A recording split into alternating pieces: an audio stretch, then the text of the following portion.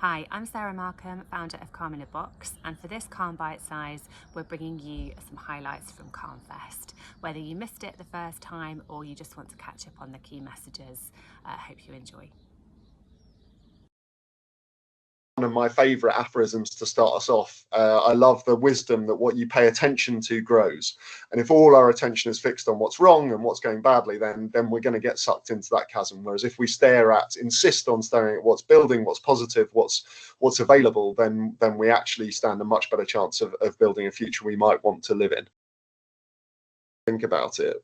What better way to face an enormous challenge than to tap into the ideas and energy and resources of everyone, right? What better way to understand and help little boys adapt to this situation than make it possible for little boys' ideas to be heard?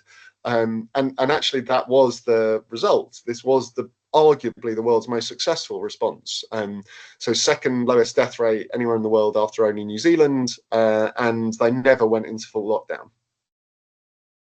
Really, whether it's an urgent challenge or whether it's just the day-to-day running of an organization, if people feel they are able to and invited to make a contribution, and those things are structured in ways that make it meaningful and joyful to contribute, not just not like and they have some sort of genuine response cycle to them, on the basis that self-interest will add up to the collective interest.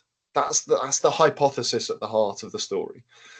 And so in the consumer story, like, leadership becomes service. It's this idea that and everything becomes a transaction. It's this idea of sort of benefit, very transactional, benefit-based idea of humanity. That if your self-interest is met, your narrow self-interest is met, then you will be happy.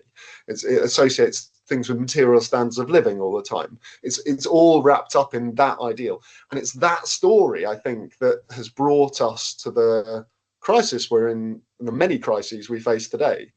In the big macro picture, I sometimes say, like, you can't solve crises of loneliness and mental ill health from within a story that says we're independent, isolated individuals, because the story created the crisis.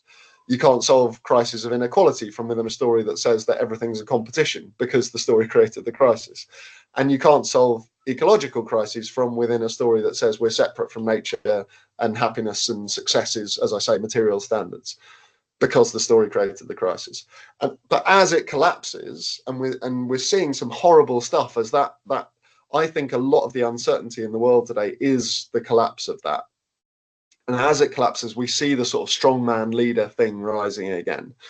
But we're also, when you choose to see it and spot it, we are seeing a different story. We are seeing this citizen story, this idea, and the way I characterize it is that idea of tapping into the ideas and energy and resources of everyone. It's the idea that all of us are smarter than any of us. And if we can do that, if we can open our institutions, whether that's our governments or our organizations or our internal cultures, to that sort of participation, then that's the best way to face the challenges.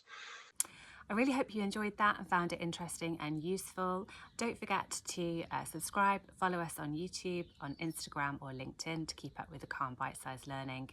And also, we're always up for an online coffee. So if you'd like a chat about your people problems at work, then get in touch. hello@calminabox.co.uk.